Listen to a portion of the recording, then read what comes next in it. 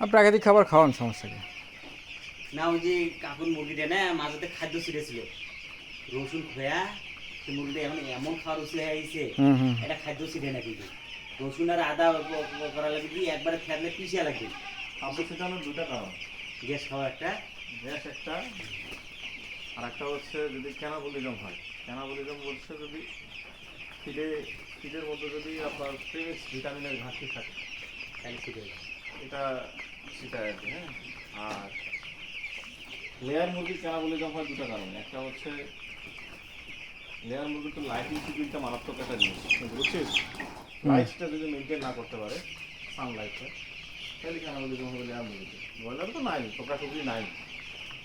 ওরা যদি একটা যদি মুরগি বলে যদি রক্ত দেখছে ছিঁড়ে ফেলবে একবার, ওর বলে যখন বাঁচিয়েছে তখন ইয়ে ঠোকাই দিতে ছিঁড়ে ফেলবে, ছিঁড়ে ফেলবে, মানে বৃহৎ সমস্যা।